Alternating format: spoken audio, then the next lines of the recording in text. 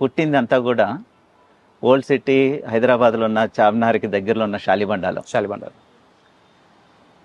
ఒక సామాజిక పరిస్థితులు కావచ్చు అక్కడ ఉన్నది, అక్కడ అవసరం కావచ్చు, హిందుత్వానికి గట్టిగా నిలబడి పోరాటం చేయవలసిన అవసరం కావచ్చు. రెండవది దేశంలో కూడా ఆ టైంలో ఒకవైపు కాశ్మీర్. నా చిన్నప్పటి నుంచి కూడా ఇటు సంఘ శాఖల్లో అప్పుడప్పుడు పెద్దలు వచ్చినప్పుడు, సంఘ ప్రచారకులు వచ్చినప్పుడు, లేకపోతే అధికారులు వచ్చినప్పుడు కథల రూపంలో కావచ్చు, డిబేట్ రూపంలో కావచ్చు, చర్చ రూపంలో వాళ్ళు ప్రస్తావన చేసిన విషయాలు. కాశ్మీర్ అప్పట్లోనే మీ అందరికీ తెలుసు, అప్పుడు అక్కడ హిందువులందరినీ 84 ఆ టైంలో నుంచి హిందువుల్ని వెళ్ళగొట్టటము ఇదంతా కూడా జరుగుతున్న సమయం అది. రెండోది అస్సాం, అప్పుడు చాలా భయంకరమైన పరిస్థితి అస్సాంది ఉండేది. అప్పుడు స్టూడెంట్ ఆర్గనైజేషన్ అస్సాం పోరాటాలు చేయటం, అక్కడ ఆ పుస్తకాలు, ఆ చరిత్ర అవి సంఘంలో వినటం.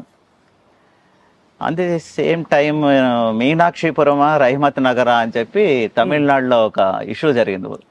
ముస్లిమ్స్ ఒకటేసారి 1,00,000 మందిని వాళ్ళు కన్వర్ట్ చేసేసారు, హిందూస్ని ముస్లిమ్స్. అప్పుడు ఇది మీనాక్షిపురమా రహమత్ నగరా అని చెప్పి ఒక పుస్తకం వచ్చింది అప్పుడు, చిన్నది, ఒక చిన్న బుక్లెట్.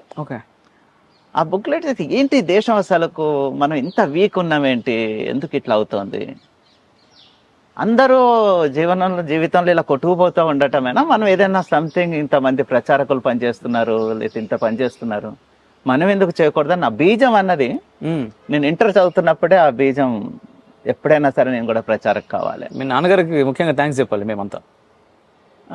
థ్యాంక్స్ నాన్నగారికి ఎలానో చెప్పాలి, కానీ మా మదర్కి ఎక్కువ చెప్పాలి.